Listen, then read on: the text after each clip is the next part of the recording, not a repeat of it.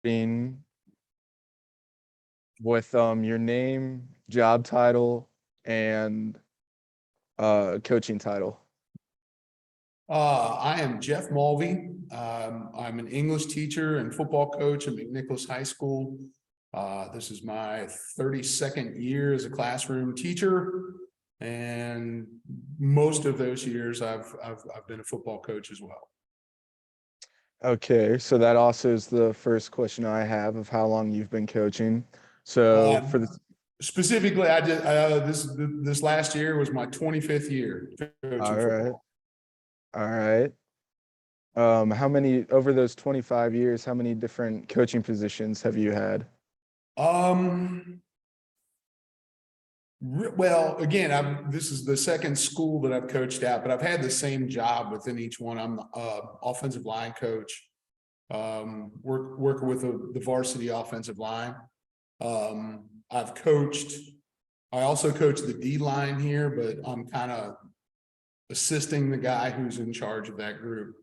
I've coached linebackers and other things over the years, but offensive line's always been my primary position. I was an offensive coordinator one year and hated it. We were successful, but I was miserable. I don't like being responsible for people that I don't get to coach all the time. So That makes sense. yeah, so I'm an O-line coach and don't plan on doing anything else. All right, cool. How impactful can anxiety be on a high school or youth athlete's confidence, and how can that affect their ability to perform? Well, I think just given the nature of anxiety, it's going to depend on the kid. I think, depending on how the anxiety manifests itself in that kid or in a coach for that matter.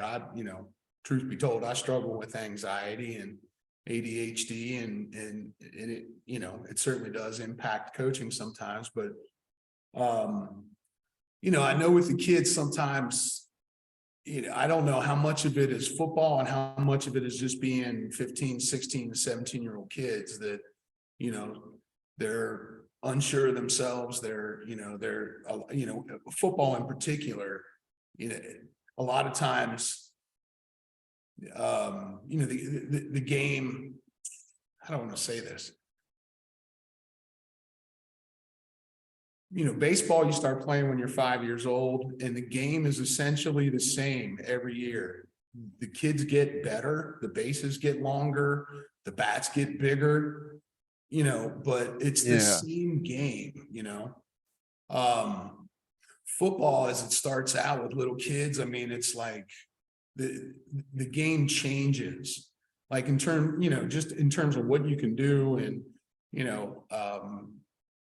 by the time a kid gets to high school, a lot of times they're being asked, even though they may have played for a lot of years, they're being asked to do things in a way or do things that they've never had to do before. And I think sometimes that presents some anxiety. I would say for the most part, anxiety is, I think in a lot of ways with a lot of guys that I coach is connected to it manifests itself in confidence, where they will, they'll know what they're doing and they can do the things that they need to do in practice. But then all of a sudden when when you put that layer on of like, okay, we got a game Friday night, and you're not going to be doing this against a guy that you sit and eat lunch with every day, but a guy who he doesn't like you. He's going to try to throw you around. And that level of it too, I think, just knowing that, if I make a mistake in baseball, I strike out, I walk back to the dugout, I pout, and I get my glove and go play. But with football, there's always that, if I make a mistake, I can get hurt, or I can get somebody else hurt. And I think that plays on it, a lot more than probably a lot of them will recognize. And, we're human beings. We don't want to get hurt. We don't want to feel pain. And so I think, going out there and banging into folks and, I think all of those things sort of create anxiety. Sometimes it's a good thing. Sometimes, that anxiety is kind of a manifestation of like, I'm ready. I want to go. It's Wednesday, but I want to play the game. But more often than not, I think it's something that, unfortunately, I think a kid feels anxiety and describes it or ascribes it to, I'm not ready. And then that sets off a whole nother series of problems that they can deal with. And so honestly, I think it's a huge issue. And it's honestly something that we as a coaching staff, it's a primary part of what we're doing. I mean, obviously we're trying to get the guys in good physical shape, but we're also checking in with them on mental and emotional and psychological, spiritual things as well. So,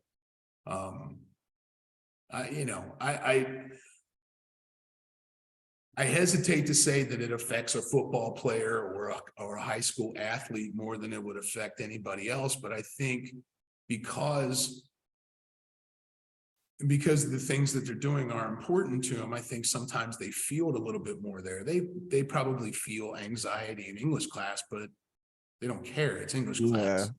That's just part of the deal. I just have to survive it. But like football, I think they want to do well. They love being a part of the team, and that anxiety sometimes becomes a barrier to them being able to contribute all that they can to the team. And add to that the fact, if a kid recognizes that, like, there's something holding me back, there's something like I'm not doing what I know I can do, then I think then that compounds it and makes it even worse, because now they start thinking there's something wrong with them. And, so it is really something that I think a lot more of them deal with than they probably tell us. And maybe some of them are dealing with it at a little deeper level than they're willing to let on. But I think it's something that the vast majority of the kids probably deal with at some level. It's interesting how you talked about like the anxiety can kind of be like the same as like getting ready for game day like a couple days in advance, because I actually saw something a couple days ago on like a news article or social media or something. And it was this guy talking about how a lot of the times anxiety is or excitement is mistaken for anxiety. Mhm. And especially at a young age, we can't tell the difference. So we think of it as anxiety, and in doing so, it has like a bad like thought process through it, and it kind of messes it up more than it should, because you're actually just excited, but thinking that that excitement is anxiety, it causes more anxiety and stress for the game to come. So if you name it anxiety, it automatically brings with it this kind of negative, For the most part. kind of feel to it. Whereas Yeah. if you go, man, I'm just really anxious about the game on Friday, that's a bad thing. But if I'm like, oh man, I'm excited, I can't wait, that's a positive. That is hugely interesting to me. Yeah, I That's just saw really that a interesting couple to me. days ago. That's really cool, because it's one of the things Coach O is saying to guys all the time, like 7:00 Friday night will get here. Like we gotta, we can't wish away time. We got things to do. And, again, I think just sort of recognizing the fact that, you might walk off the field, you might be in the middle of practice on Tuesday feeling like I've never felt this good, bring them on. But, Yeah. you can't let that stop your preparation. You can't think to yourself, okay, well, I'll just coast the rest of the week. It's really interesting that's now something that's being kind of discussed is, that excitement, being jacked up about something it's in a way, it's a form of anxiety. Yeah, and I never thought of it that way. So it was interesting that you kind of brought that up, and then I just saw that like 2 days ago, and I was like, I never thought of it like that, but I could see that because you're thinking about it, whether it's a good way or a bad way. And the more you think about it, especially at a young age, you're probably gonna worry about it more than just being excited about it. So And I think too, like I mentioned, it's something that Coach O and the rest of us are always kind of touching on, and just given the last 2 minutes of conversation that we've had, that how that, I hope that is useful to the kids. And first of all, it's normalizing it and saying it's normal for you to feel excited right now. Where again, sort of recognizing it as opposed to a kid feeling like he's doing something wrong by, getting ahead of himself or something. So recognizing the difference between the two, that's I'm gonna think about that myself here. My Yeah. mother with P-Mac. Yeah, I mean, I never thought of it. I just happened to see it like 2 days ago. So, for the next part, has there ever been a time where you've had to like help like a athlete through anxiety, or like you just kind of notice they're a little off a couple weeks or days and you just kind of got to get their confidence back up? Yes. On a small scale, it happens often.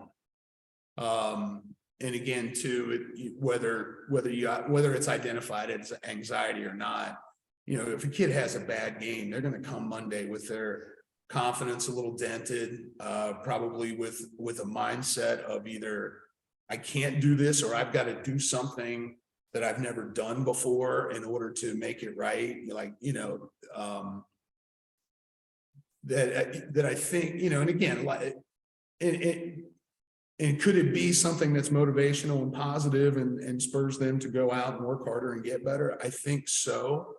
But what worries me is the amount of time that they might spend thinking about that and until they ultimately arrive at that decision that really all I can do is go out and practice and try to get better.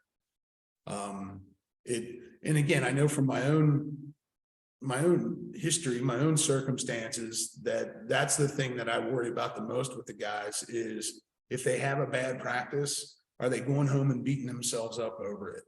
Are they going home and, is the time that I raise my voice at them to try to, like, is that ringing in their head, or is it the coaching or support that I might have given them afterward, like that kind of thing. So, yeah, it's, I think I've had kids come off the field after, after a series and be like, it doesn't happen often, but it's happened enough that, I'm aware of it. But a kid will come off the field and be like, Coach, I can't go back out there. The kid's whipping my ass. Like, I can't do anything. And, tears and frustration and, to the point where, to your point, I can't just be like, hey, suck it up, Buttercup, get out there and run play, because now he's going to get hurt, going to get somebody else hurt. And so, yeah, there are a lot of times when, we got to sit down on a bench and kind of talk this out. And, what I try to do in those situations is remind them of their technique, remind them that they have been coached to deal with whatever it is that they're experiencing. And if they can kind of, again, forget about the last play, get in your mind what you have to do this play and go again, find a way to be successful on the next play and then build off of that, try not to get beat 2 plays in a row kind of thing. Yeah. And normally, again, it's a product of the moment, where, usually, a kid can kind of be talked back, like, you're okay. You're okay. You know what you need to do. Here's the situation. Here's how we've dealt with it in the past. You know how to do these things. Let's go give it a try.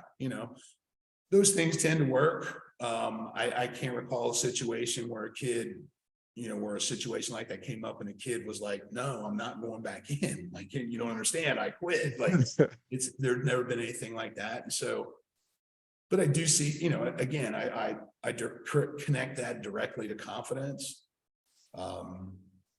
Especially because usually sort of being reminded of what they know and how good they are at doing it usually fixes it.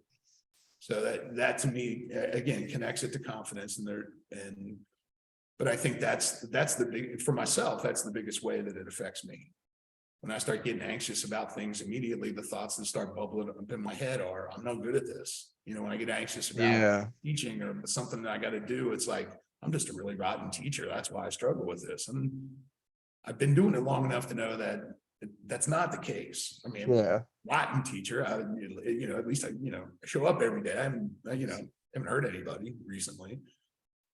So but again, that whole confidence piece, I think, is where it affects it the most. Yeah, that makes sense. And especially with how you said how, especially in high school or like youth athletes, when something goes wrong, it's hard to, it made me think about like when I was in high school and like if I did something wrong, specifically in sports or something, it was just kind of like the mindset of I'm not that good enough to do it or I can't do it.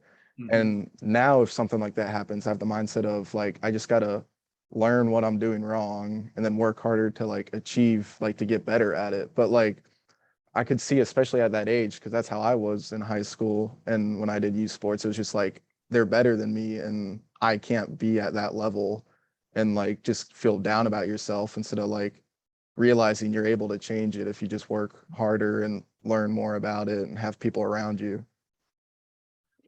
And yeah, again, the people part of it, I think, is important because, um,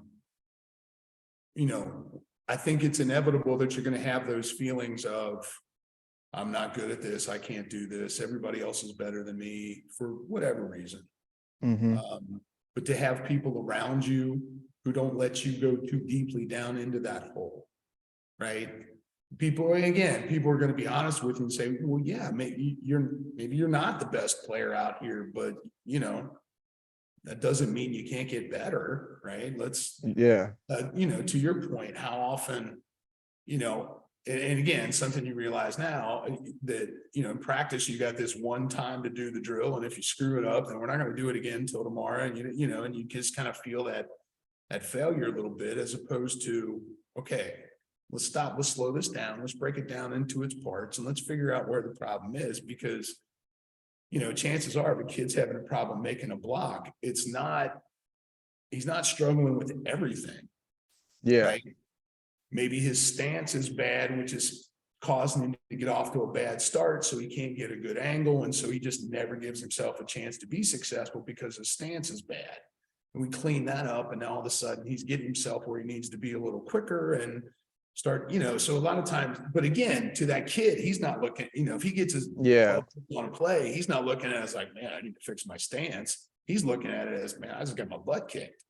Yeah. Where it's my job to say, well, yeah, you got your butt kicked, but here's why. And it's absolutely fixable. So let's work and get it fixed.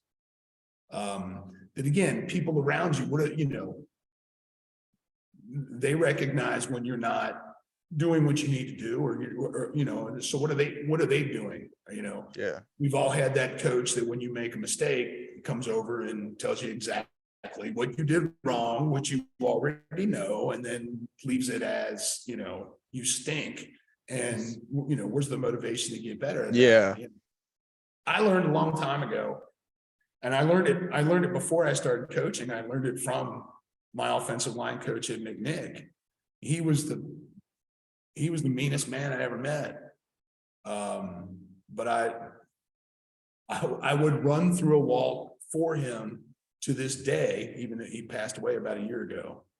I mean, you make a mistake, he called you everything but a white guy, but in all of that, he would tell you exactly what you did wrong, exactly what you needed to do to fix it. And by the time he was done, you wanted to go back out there and do it again. I've had coaches that, other coaches who just tell you you stink. Like, they never tell you what you did wrong. They never tell you how to fix it. And they certainly don't encourage you to want to get better. Yeah. And so again, the people that you have around you, to the point we're making before, I think is huge in kind of mitigating that. It's not going to necessarily keep someone from feeling that anxiety or feeling that lack of confidence, but it can get it turned around a lot faster if that person is surrounded by supportive teammates and coaches and parents as well. I mean, that they're a huge part of the deal too.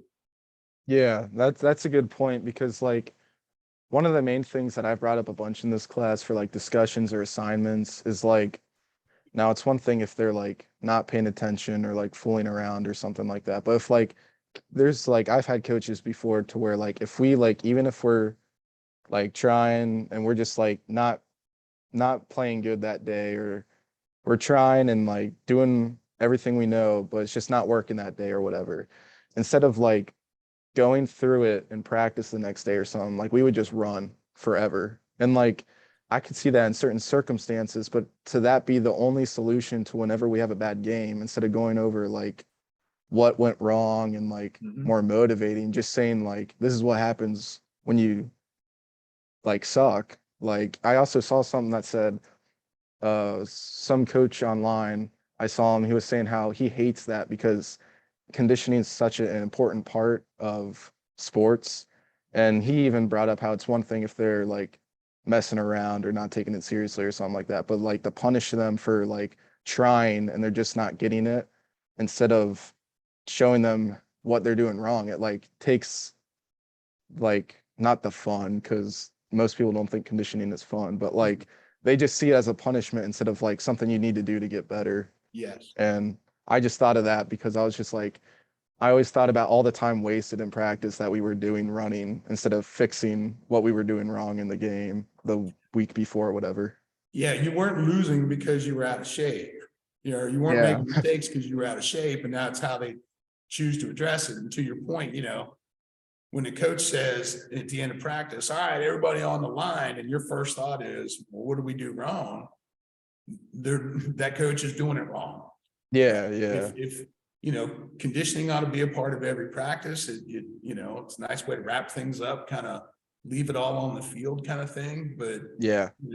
if you want kids to get the most out of it, it's got to be spirited, it's got to be competitive, and they've got to understand that it's for their betterment. It's not, it's not for their punishment for something else they did. And you're right too. There's still nothing better than when, kids goofing around, you say, hey, take a lap, see me when you get back. Yeah. That still works. But, you know, I've had, and I've worked with coaches too.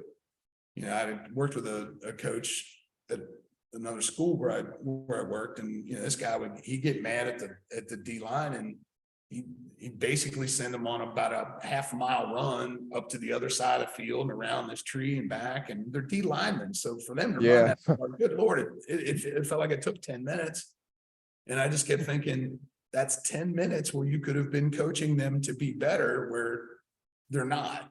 Yeah.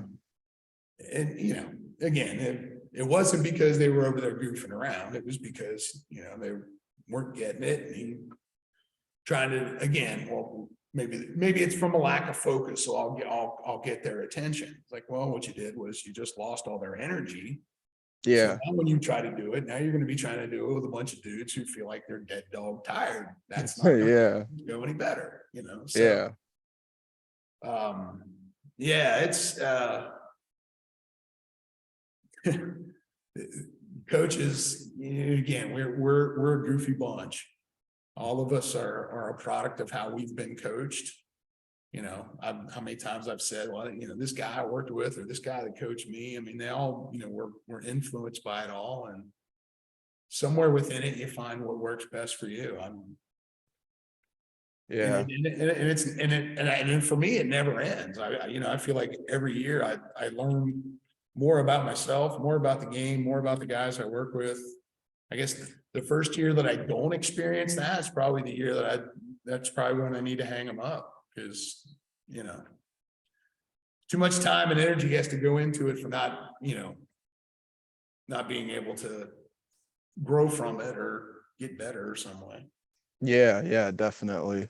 And I appreciate you agreeing with me on that statement because Nate Tankman is also in this major, and I've talked to him about that before. And although he agrees with that, I've told him the stories of one of when I used to play select baseball, one of the stories, one of those teams, and he would always say, the main reason I feel that way is because I had to run so much and I'm so slow, so that's why I hated that. So now I have someone to back me up on that. Yeah, exactly. Exactly. Yeah. One last question before we finish up. Um, what kind of off the field either meetings or events have like a team you've been on or a team you've coached has done to like help reduce anxiety or stress or like team bonding type of things before or during or after the season? We, I try to a couple of times each off season. And then usually once, like kind of maybe at the beginning of the season before we get into the school part of it. I try to have all my guys out to the house, out to my house for, cookout and cornhole. And, we don't talk football. We don't talk O-line. We just, get a chance to hang around with each other a little bit. So I know the guys do a lot together. I think like 3 nights a week they're going out to dinner, like a group of dudes. Like like I know on Wednesday is the O-line dinner, so all the O-linemen go out and eat somewhere. On Thursday it's the senior dinner, so all the seniors do something together. And so they do a lot of things like that. And I think they're all friends and that kind of stuff. But I think a lot Yeah. of them too, my son's a freshman and he's an offensive lineman, and he played, he's on the freshman team, but at the end of the year after they were done, he came up and was practicing with the varsity and JV guys for a while. And they're about him and about 10 of his teammates that, we brought up, and just kind of give us a chance to kind of look at them a little bit, give them a chance to kind of, work some older guys and learn some things. And Yeah. he got to go to one of the O-line dinners with the O-lineman, because I asked one of the guys who lives close to me to bring my son home because I had to go somewhere else. So he's like, well, we're all going out to dinner. So I'm like, well, here, I gave him some money. I said, yeah, take him out to dinner. And like my son was like, he had a great time. Yeah. That it's not, they're not going out to eat and sitting around talking about how much practice stinks or how much this coach or how they don't like, they're going out and they're just being dudes. They're talking about girls, and they're talking about the Bengals, and they're talking about, what they're going to do next year. And again, to me, when we talk about sort of when I link anxiety, and I think again, where it has its greatest impact on a kid is in his confidence. I think the thing that has the most positive impact on a kid's confidence, and therefore sort of mitigating that anxiety, as we've already said, is just being surrounded by people who care about you. That doesn't fix the mental illness of anxiety, but it does allow you to know that whatever you're going through, you're not going through it by yourself. And whatever you're dealing with is something happening in football practice, or something happening in English class, or something that's going on at home. If you've got that network of people around you, that you can go to, who every you see every day in practice how much they care, how much they're, football brings that out of folks. I mean, you get to know somebody because you see in practice where their heart is. You see how hard they're willing to work to get better and for the team and those kinds of things. And so, creating opportunities for kids to be able to sort of turn that inward and be there for one another is, I think is huge. And so I love that they do things like that, and we try to create things for them. We have we do some a couple of like overnight things here at school, where like a lock-in in the gym, where football players will come in, and pizza and movies, and maybe we'll do a max out session in the weight room or something, get everybody's numbers, and there's music and that kind of stuff, and just allowing folks to to be kids, and then you deal with the rest. The whole like community side of it. Mm-hmm. Yeah. Yeah, that's a great point. I mean, I remember when I was like just started select, and the second team I was on, I knew most of the guys on it, but the first team I was on, I knew nobody. And they all went to St. Veronica together. So they all knew each other. So I remember like the transition for like the first month or so of like getting to know everybody who have already known each other for like the past 6 years or something like that. But Mhm. we didn't have like stuff outside of just practice and games.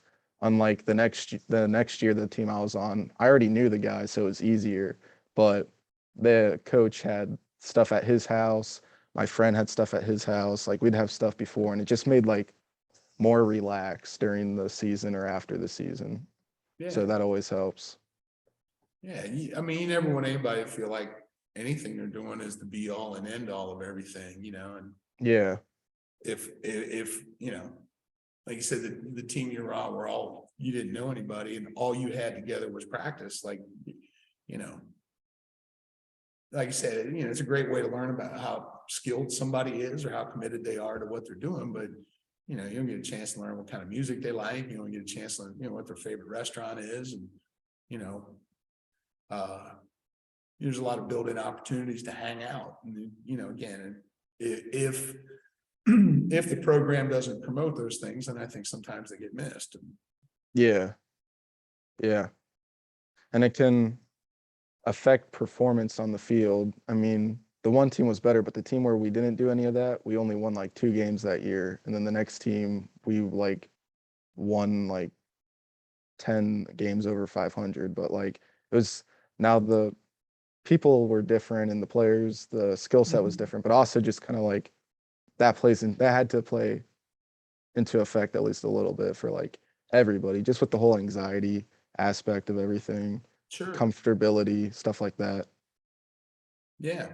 I mean, I always told you guys in English class, but I made you do an essay about the migration habits of wildebeest to the lower Sudan. Most of you would probably write a really shitty essay because you could care less about wildebeests. And there might be somebody that like wildebeest is their favorite thing in the world and they would write a great essay. You're always going to produce better in an environment where you feel comfortable, an environment where you feel confident that you know what you're doing, and when you feel like you're surrounded by people who have invested and care as much as you do.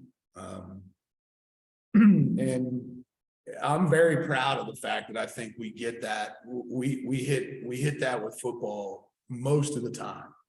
No program's perfect. We don't necessarily reach and fulfill the wants, needs, and desires of every kid who comes in our way, but we are very intentional about trying to raise the whole kid, right? We're encouraging them to pray. We're encouraging them to uh, make healthy relationships with their peers. We're encouraging them to make good decisions socially, those kinds of things that may or may not have anything to do with how well they're able to execute a down block. But 10 years from now, what I have taught them about a down block is going to be absolutely useless to them. Yeah. But what I can teach them about themselves, what I can teach them about the world around them, what I can teach them about the people that they're working with, those are the things that are going to help to make them, or again, part of many people who are contributing to helping them be good husbands and fathers and workers and, people in the community and stuff like that. So, I always worry about, coaches that put all that emphasis on football because, you know, once they get done playing football, Then tackling what? somebody becomes like, a misdemeanor felony. Yeah. Um, so, but a lot of other things carry over longer. And so that's one of the things I think is really cool about Coach Orlando's program is, football is not secondary. We are a football team, right? Yeah. And the things that we do are all sort of filtered through football, but, you know, the goal is somewhere down the line.